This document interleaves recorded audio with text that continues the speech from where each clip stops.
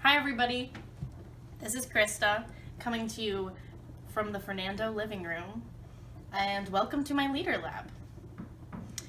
I really like PowerPoints. I've decided throughout college, so we have a PowerPoint with pictures, because pictures, and also plants. This is a plant that I took a picture of while I was studying abroad in Belize. Anyway, so what will this presentation be, and what will it not be? Hopefully, you will learn a bit more about me. I'll talk about my leadership journey, and hopefully share some lessons with you, and maybe you will get some advice. It will not be my life story, but if you would like that, we can chat. Fun fact, I'm a huge reader, huge, and this is my favorite book, which I think is saying a lot as a big reader. It's called Tattoos on the Heart, The Power of Boundless Compassion by Gregory Boyle, and he runs Homeboy Industries, which is the largest and most successful gang intervention program in the States.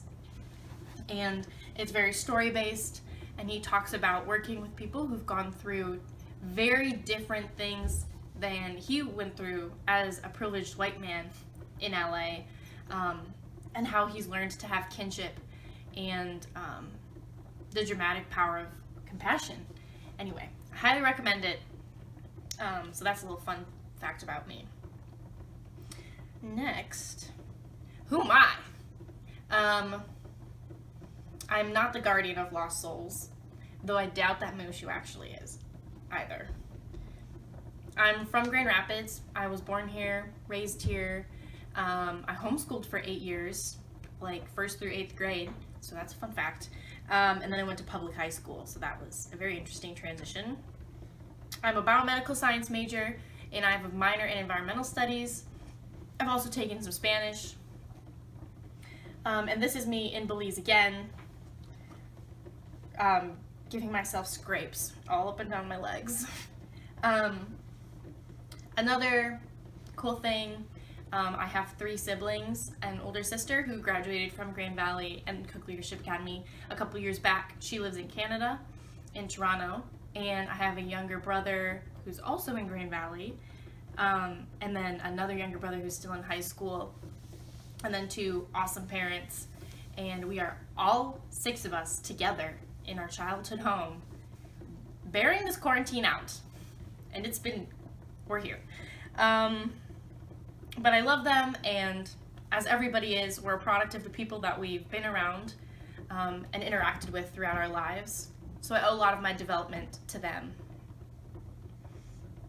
The road to leadership, as if it's a destination. Anyway, so I was accepted into the Cook Leadership Academy in 2017. I got the acceptance in May, and I was supposed to hear back, I was told, in March, and maybe it was just like a thing on their end, but I took that piece of information as evidence toward why I didn't belong in CLA, which festered this kind of background imposter syndrome that I'm sure we all feel.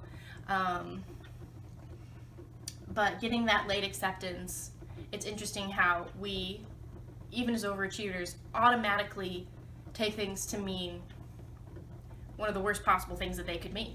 So this could have probably been nothing, but I immediately thought that it was something against who I was and important, and it probably wasn't. After my freshman year of college, after I got this acceptance, I had my first bout with mental health issues.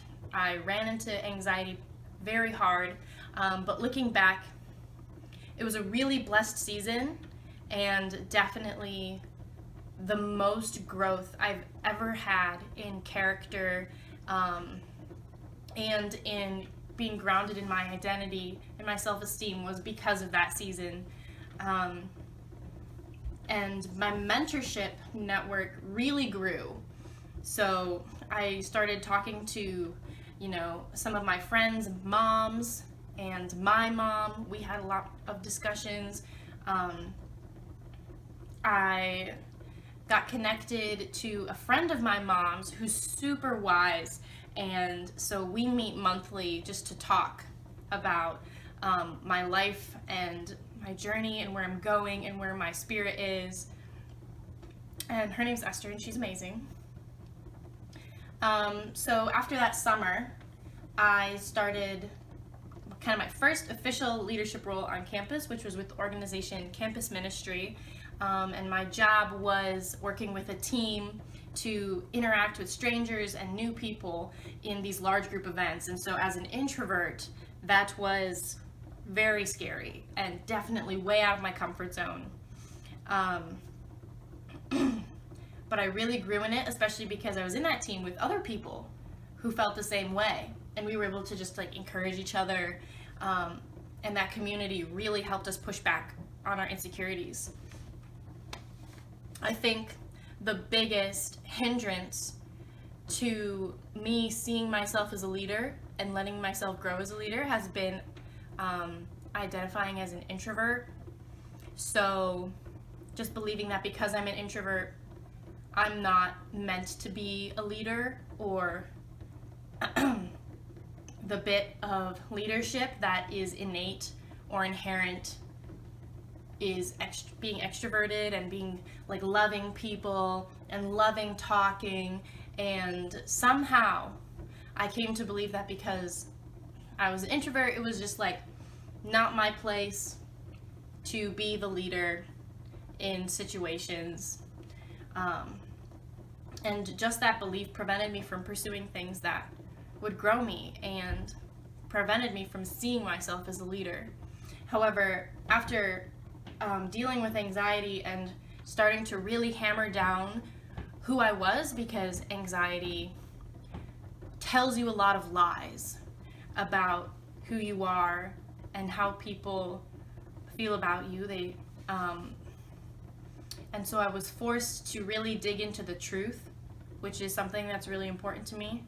And I'm a Christian, so I started to really push back against my faith and start to challenge it and and talk to God and say, you know, where are you for this time in my life, these hard things in my life?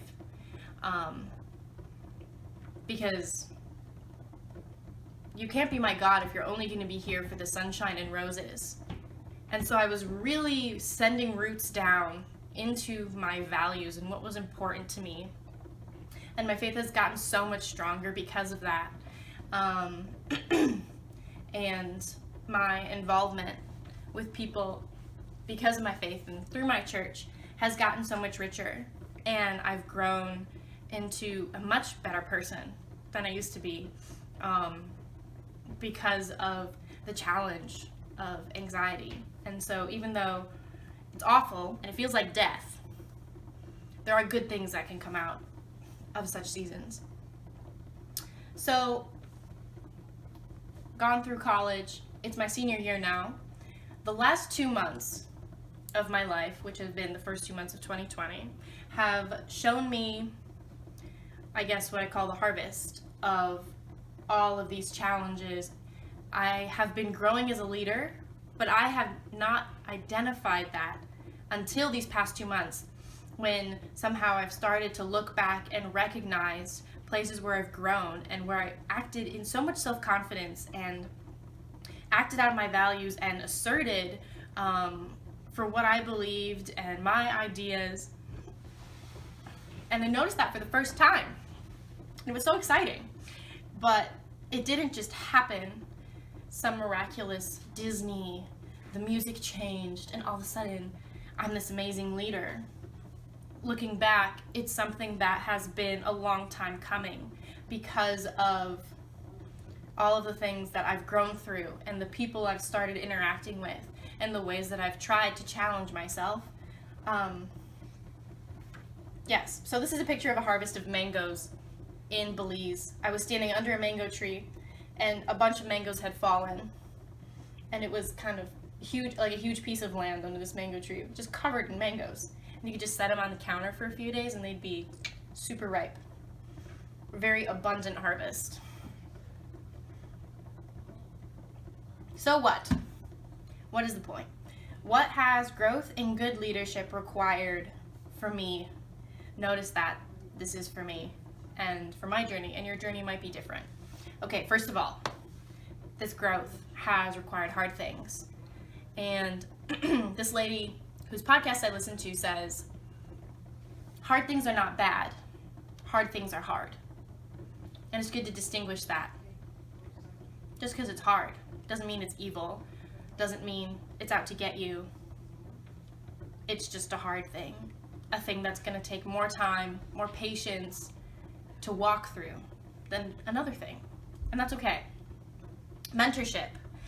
So relationships in your family, outside of your family, professional and very personal is really important. It was really important for me to have people in my life that I could come to with the most personal parts of my life and my emotional health, and to be able to have a relationship. So finding what was for me an older woman that was not my mom became super helpful for processing through life, especially because we shared the same belief system and the same values.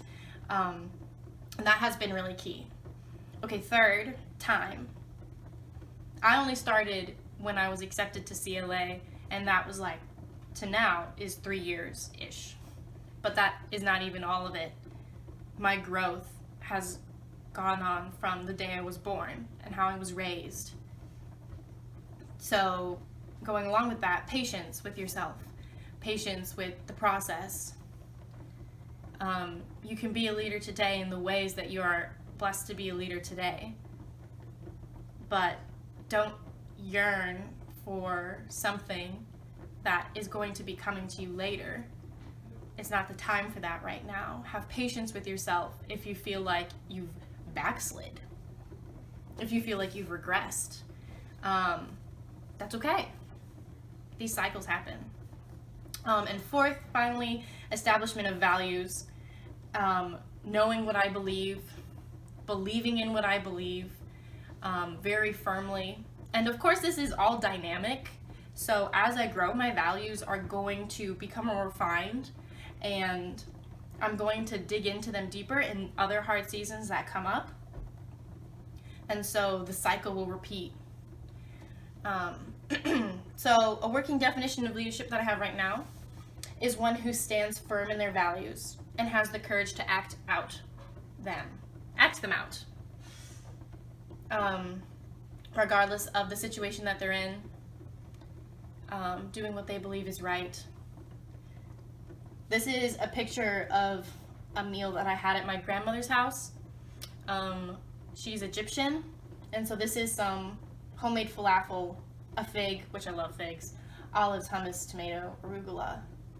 And it's a very traditional meal. And as much as we're all about innovation, being young people, it's really helpful to go back and think about your childhood and where you were raised, and the things that you learned. Because lots of those things you'll find to be so integral to your identity. It's good to go back to those things. You might look back on your childhood and find some things that are not so great. You might find some lies or some trauma or some pain. But that's why it's important to look, so that we can work through those things and move on, because you can't be a leader without addressing all of the parts of your life. If you really want to be vulnerable, like we've talked about with Matt, you have to acknowledge progressively all the parts of your life, which is a dynamic process, and it takes tons of time, our entire lives, but that's an encouragement. All right, the finale. So I'm graduating this spring, hopefully. Probably won't walk until like October, but that's okay. Planning to take a bridge year, gap year, year off, however you like to call it, to work in the field of hopefully like community health, how culture and history affect different ethnic minorities' relationship to a healthcare system. And then in 2021, Lord willing, I'll start medical school / graduate school. I'll be applying to some medical schools, but also some like dual degree programs where you do medical school and then you get your PhD. And I would like to get mine in anthropology. to kind of talk about the same thing that I was talking about for my bridge year about doing. So here's a quote. This is an interesting story. My dad's a part of this group of people that like to think about the truth, I guess. And accidentally, this guy named Mark sent an email to me instead of my dad. My name's Krista. My dad's name is Christian. So something happened apparently. Anyway, I didn't get rid of it because I actually loved the poem that they included in this email. So thanks, Mark. It says, "Do not be dismayed by the brokenness of the world. All things break, and all things can be mended. Not with time, as they say, but with intention. So go, love intentionally, extravagantly, unconditionally. The broken world waits in darkness for the light that is you." By L.R. Nost. All things break. How many things does that leave out? So I like that poem, and perhaps especially as we prepare to move into professional lives, and we're kind of getting a glimpse right now of what the professional world looks like in crisis. Know that you are the light, regardless of if you feel like you are the light. So back to the plant that was on the first slide. It's a succulent, and it reproduces asexually, so it doesn't need another plant, and it doesn't produce fruit with seeds inside. Instead, at the edge of the leaves, new little plants start growing, and their roots will start like appearing, like falling, and then once that sprout is big enough, the whole sprout will just like fall off the leaf, blow away with the wind, plant somewhere else. So that's another probably pretty cheesy analogy of, as this plant is growing, it is reproducing more, but only as it is growing.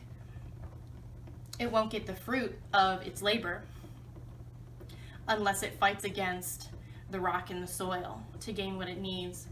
And it's also a really aesthetic picture, so I like it.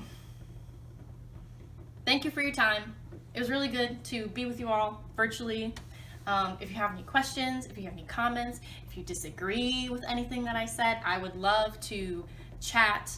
I miss you all lots. I miss our community.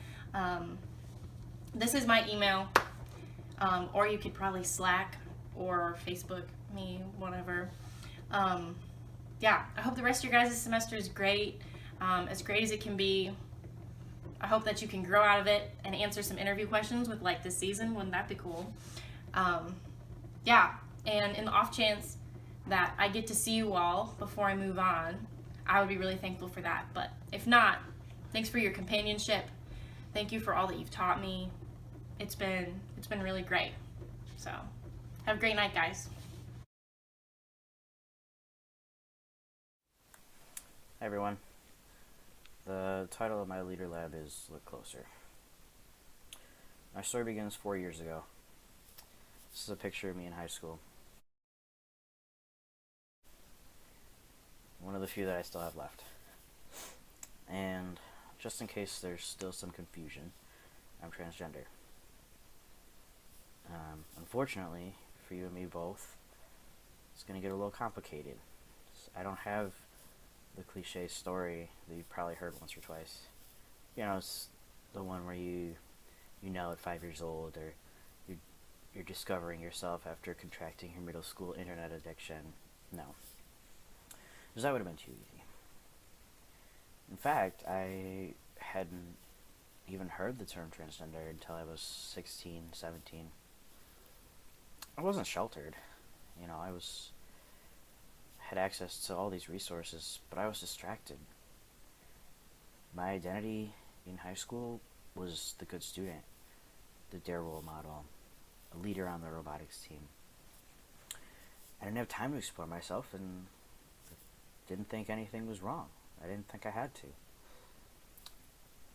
I wish I would have given myself more time to reflect. But it wasn't too late. 4 years ago, when I was 17, was made aware that something wasn't right. Saying made aware sounds kind of funny when talking about identity, but I think it fits. I had been attributing all my discomforts to other areas. I was making these associations because I didn't take the time to reflect. I didn't like high school dances because they were too loud. There was too many people. It was too crowded. Wrong. I didn't like tight t-shirts because I was self-conscious of my weight. Wrong. I didn't like wearing makeup because it irritated my skin. Wrong. I didn't like high school dances because I didn't like wearing a dress. I didn't like tight shirts because they revealed all the curves. I didn't like wearing makeup because it made me look feminine. And I realized that all in my senior year of high school. And so I decided that over the winter break, I would cut my hair. And I came back and I was bracing for the worst day of my life. And yet, no one was surprised. And I wondered why no one had asked me what was going on. Or why nobody made me aware. And it was because everyone had already put me in a category in their own mind. And when I found out what that category was, I said, no, that's not right. I didn't agree. And they said, well, then what category should it be? And I said, I don't know. But I was angered that they weren't seeing me how I wanted to be seen. So coming to Grand Valley, I finally found the resources that I needed, and I was able to construct this safety bubble. And within this bubble, construct a new life. But being a freshman, having that transition into college life, keeping up with school, keeping up with the pace, it was so hard to go to class when I was called the wrong name. Or when the playful suggestion of boys versus girls took a page in my book of nightmares. And on top of that, I had to squeeze in mandated appointments. Spent a lot of time going to these appointments and waiting to be approved to see a doctor. I had to prove to these strangers that I was actually transgender and that I needed to transition to function. But out of all that, the worst part was that I didn't know how to introduce myself to new people. And so I just didn't. I had picked out a name, but it didn't fit my appearance. It made everything too obvious. Everyone notices when something doesn't fit. All I wanted was to fly under the radar until I looked how I wanted to look. Until I looked like my name. And so this middle part of my transition was very isolating. And I found myself only being able to make friends with others in my same situation. But now, as social and outgoing as I've ever been, it's a thing of the past.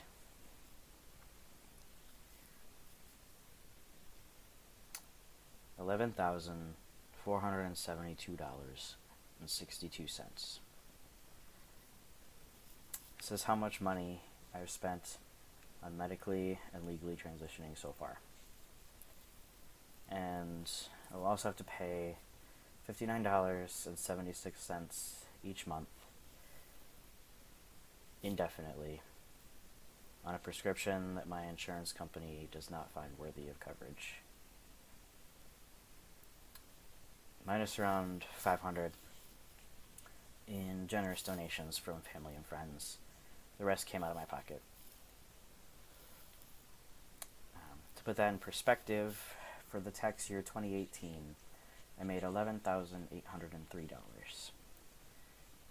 So about $400 difference. I never thought that I would say that I'm glad that I started my first job at 12 years old. Now, I spent a lot of money, and I spent a lot of time doing that math. But I spent even more emotional labor. it's really not easy to explain to every single person in your life that everything they know about you, that they've known for the last 17, 18 years, has completely changed. Or at least they'll think it has. It's not an easy conversation for either party. And so I came out over Facebook, text, Snapchat, anything that wasn't in person. I had never had to be that vulnerable before, and I wanted to hide. And I'm sure that we've all had moments where we've wanted to hide instead of saying something.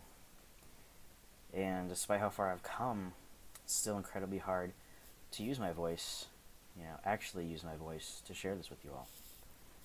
But it's important to practice vulnerability. The reason that I've shared this story with you today is that identity and vulnerability go hand in hand. I believe that we can't have productive conversations if we go on continuing believing that everyone is the same. That everyone can fit into a pre-constructed category, thus ignoring hidden identities and experiences. But don't get me wrong, I love categories. My grocery list is in categories. I'm sure we got a lot of type A people here who love categories. But we're creating these social categories based on the things we can immediately see.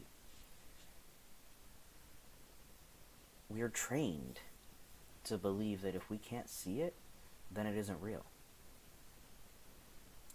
Of course, we understand that everyone's experience is different, but we often most pride ourselves on being able to spot or prejudge these differences from a mile away. We have to get closer. Identity is something that everyone has. Sometimes it's visible, sometimes it's not. But what I'm focused on today are those invisible identities and the invisible experiences that go with them.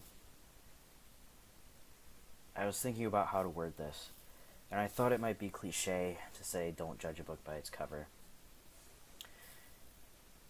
But when we really think about it, when we create a narrative for a person using only what we can see, we're ignoring some of those formative aspects of our identity. And in a leadership position, that means you're ignoring the person.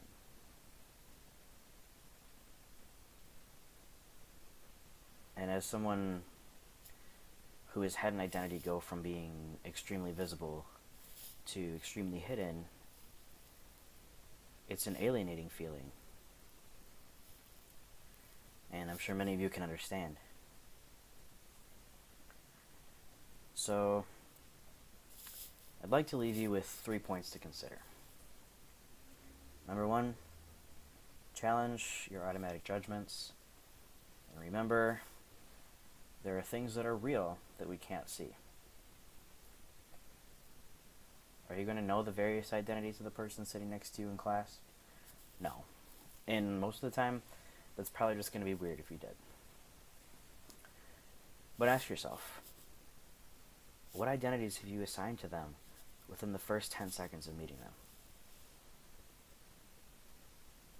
Imagine how much a single conversation, an act of vulnerability, would change your perception of that person and their perception of you.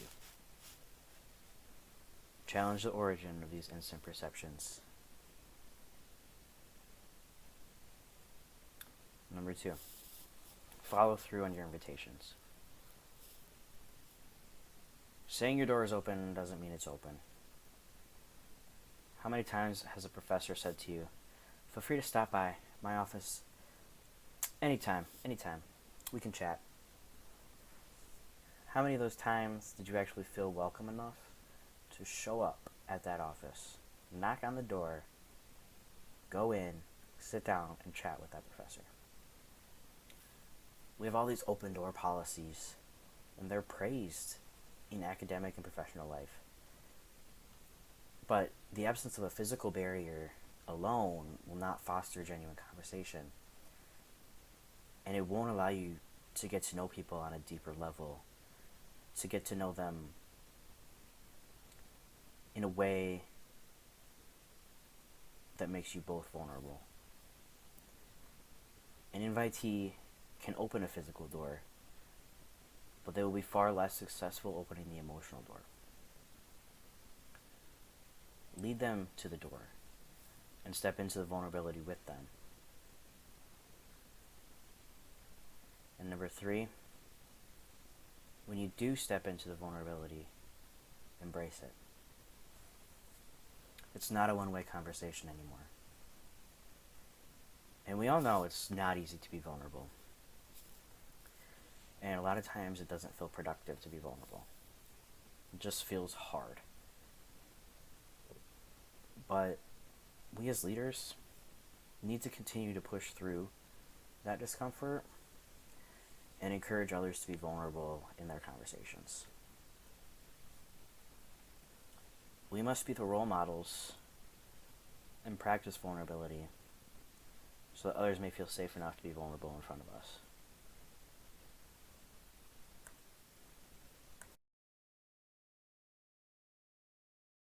Hello. For those of you who don't know me, my name is Dami. I'm also a CLA fellow. I am a second-year graduate student getting my master's in public health here at GV. I can't wait to graduate. Yay to virtual graduation. So today I will be sharing about the power of adversities and how it allows you to become a great leader. Just a little background information on my life. I was born and raised in Nigeria, which is a country in Africa, and my family moved to Canada when I was around 12 years old. I then moved to the United States when I was about 18 for college. I went to Central Michigan University, fire up chips, and then I'm right now here getting my master's at GV. So I have been in the United States for about 6 years. So today I will be talking about my life adversities and how it has pushed me to become the leader I am today, and just 3 main lessons you can take out from your adversities and how it changes your course as a leader.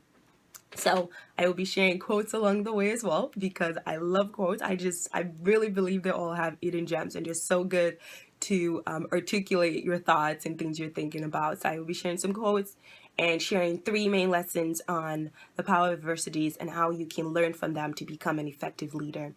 So to start off, the first quote would be, as with the butterfly, adversity is necessary to build character in people, which was said by Joseph Wirthlin. So going along with that quote, my first story would be in Nigeria. Around the age of 8, I lost one of my biggest life supporters on Christmas Day. This event has definitely changed my character as a person, and it took me very well into my teenage years to really understand the impact of the loss that he left on me. I realized 2 main things I realized. Like, one, I just did not enjoy Christmas as much as I normally did when I was a kid, because on Christmas Day I want to be thinking yay gift, but I'm actually left with the reality of, wow, I lost my uncle on this day, and I struggle with the balance of how much of his memory am I keeping alive and how much celebrating should I do. But I think that one thing my parents did growing up was did everything in their power to help mask the pain that I unfortunately was not able to deal with, the loss and going through the motions, which leads me to lesson number 1. As a leader and as a human in general, we're all going to go through adversities and we're all going to experience loss that shakes us to the core of our being. But in order to be effective and grow your leadership skill, it is important that you understand and realize the impact that this loss or this adversity has left on you. If you haven't taken the time to do that and go through the motions and really dig deep and have a reflection, your impact on the life of other people or your impact as a leader would not be as effective or would not be successful, because you're carrying a baggage with you. So you need to be able to unpack your baggage, go through the motions, get a counselor, get a therapist, talk with friends, talk with your family members, and really understand the impact. But once you do that, the impact you don't just realize the impact, you use the impact for greatness. The impact develops your character, and those characters develop your leadership skills. So it is important to realize how a loss has helped in morphing or helping to create the character that you are in right now, again, to help you soar as a leader. So for quote number 2, it goes, "It is your reaction to adversity, not the adversity itself, that determines how your life story will develop." And this was said by Dieter Uchtdorf. I just want to say that quote speaks to me on a personal level. So this life experience I'm about to share took place in Canada, and it happened from the age of 13 till about right when I turned 15. My family and I just moved to Canada then, and unfortunately, my sister and I experienced a fair amount of racism to a child, to me, who has never experienced racism ever growing up. For the better part of 12 years of my life, I did not understand why this was happening. I did not know what racism was. And if I'm being honest, I don't think I ever realized I was Black until I moved to Canada. Because when you live in a country that has a system of races, you clearly understand that you are Black, or that you don't look like everyone. So again, for the better part of my life, I lived in Nigeria.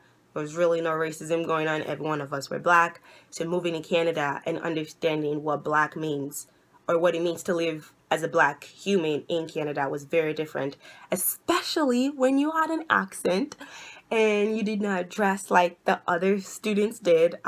You stood out. And so my sister and I experienced a fair amount of racism. For me, I did not understand what was going on. I did not understand why I was any different. All I knew was my family just moved to Canada. I'm excited for this opportunity, but here I am going through this great adversity at such a young age, and I don't know what to do with it. And unfortunately, neither did my mom, because for the first time in her life, she was having to deal with her kids being told they're not enough based on the skin of their color. And school administrators couldn't really help after we had reported it. So that went on for about a year and a half, I would say. I want to say my family and I were so strong, and we just dealt with it and moved on. But the truth is, we had considered moving back to Nigeria, just because the pain and the hurt and the constant humiliation that my sister and I faced was just not worth it in the beginning. But like the quote says, it's your reaction to the adversity that determines your life story. And if me and my sister were not resilient or did not persevere, we wouldn't be here right now, because we would have said, this hurts too much, this is painful, I want to move back to a place of comfort, back to Nigeria. A story that just pops up in my mind right now was, at one point, my younger sister unfortunately had apples thrown at her on the bus. Just like, she was like 10. Like, I can't comprehend to this day, like, how dare you, or why do you feel comfortable or so uncomfortable enough that you have someone in your country that you feel the need to throw apples at her? I don't know. That's just an extent of the actions that would be shown upon us, or like that people would display to us. There were other things, but I won't dive into that. So the lesson in this experience is that you have to learn to be comfortable with the uncomfortableness that life brings. Life is not always going to be comfortable. Life is going to present itself as uncomfortable in some time. And just like the quote said, going back to the quote, how you deal with this uncomfortableness predicts your life plan for your next season of life. As a leader, it is important to get comfortable with uncomfortableness. This is going to happen when you're working in teams. This is going to happen outside of teams, in your personal self, in the season of life you're in. And having the tools and resources to work through uncomfortableness actually betters you. It develops your resilience, it develops perseverance, it develops your introspectiveness, because in a sense, you're having to look inward to get comfortable with this hard, messy, chaotic life. And you're having to look inward to really develop skills inside of you. And it might just be maybe hanging out alone, or if you are experiencing loneliness, that is very uncomfortable. And what does that look like? How could that be spun around to, for example, for you to feel comfortable being alone, but also when needed to reach out to others for help? So as a leader, knowing that you are going through a season of uncomfortableness is important, and addressing it to people that are looking up to you of how you're handling this uncomfortableness is super important, because like it determines your next phase in life. So for my last lesson, lesson number 3, the quote goes, "To the victim, adversity is bad. To the leader and warrior, hard times are life's richest times of growth, opportunity, and possibility. Use them to fly." And this was said by Robin Sharma. So the story I'm going to be sharing took place in the United States, and it was around the age of 21 to about 22. For those of you who know me, I am very goal-driven. I have had my whole future planned since I was like 10. Achieving or attaining educational achievements and making sure I got A's in schools and just being the best I could be and being super involved was always like things. There were no brainers. There were things I was involved with. There's just things that I always did. So in 2016, for the first time in my entire life, I was in a very chaotic place, I should say. I was experiencing anxiety for the first time in my life. I had never experienced that before.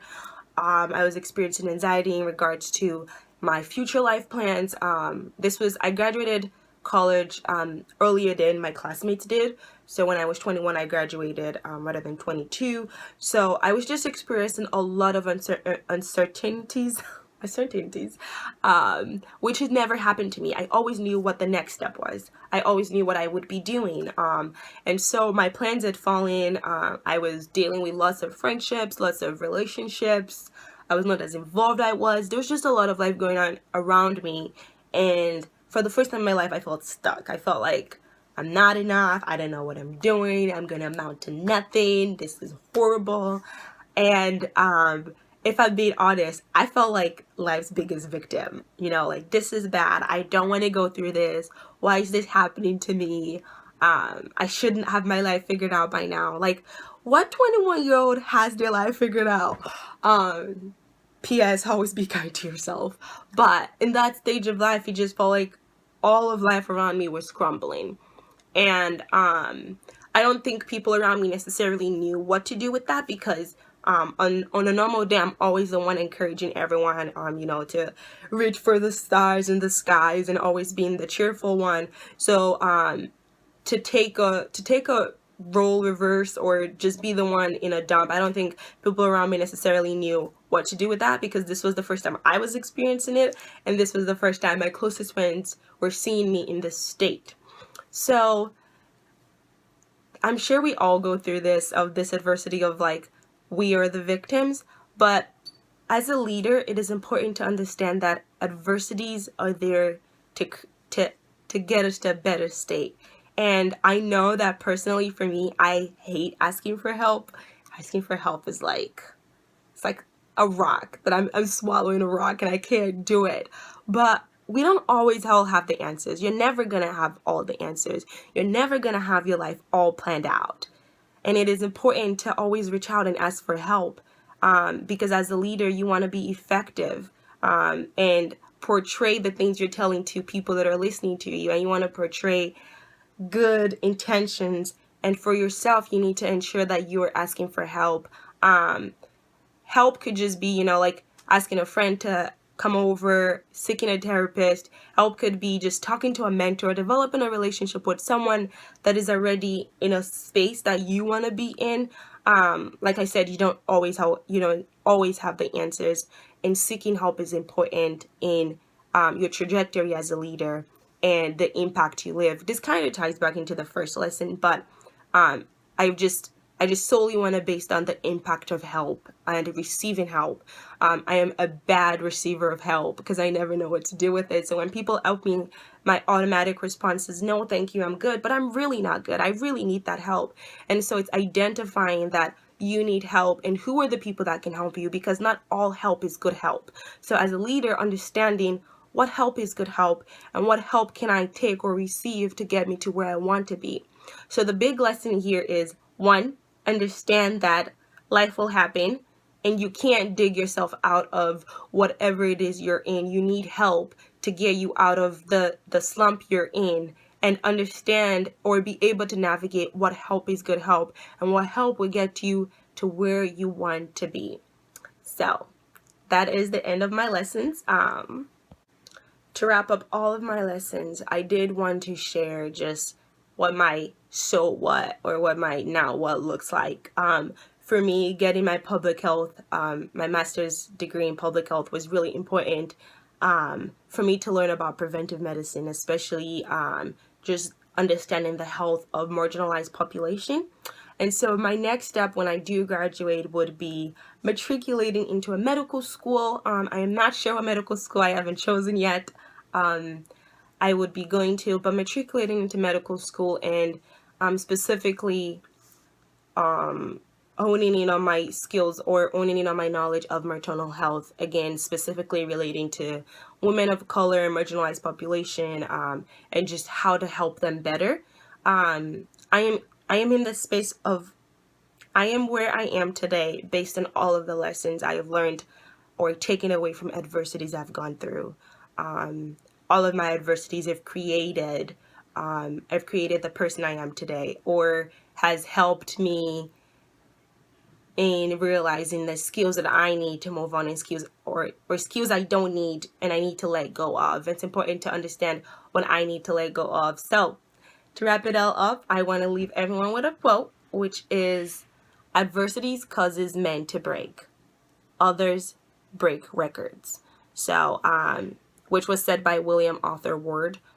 You always have the choice to determine how your adversity leads, where your adversity leads you to. You can either break or you can break records. And I believe in every one of you listening to this that you will break records.